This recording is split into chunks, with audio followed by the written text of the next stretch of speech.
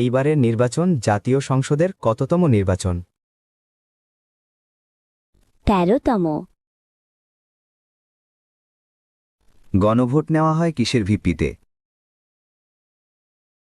হ্যাঁ অথবা না এর ভিত্তিতে।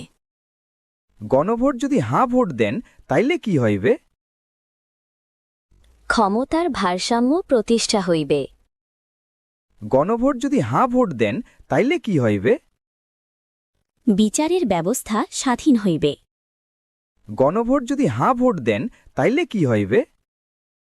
রাষ্ট্রপতি 2 বারের বেশি হইতে পারবে না। গণভোট যদি হাঁ ভোট দেন তাইলে কি হইবে? এমপি 4 বারের বেশি আর হইতে পারবে না। গণভোট যদি হাঁ ভোট দেন তাইলে কি হইবে? কেউ ইচ্ছা করলেই ইন্টারনেট বন্ধ কইরে দিতে পারবে না। গণভোট যদি হাঁ ভোট দেন তাইলে কি হইবে?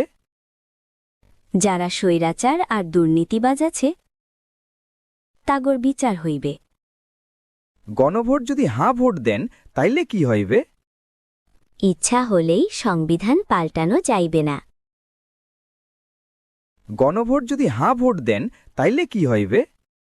অপরাধী বা আসামিকে কেউ ইচ্ছা করলেই ছাড় দিতে পারবে না বা ক্ষমা পাইবে না।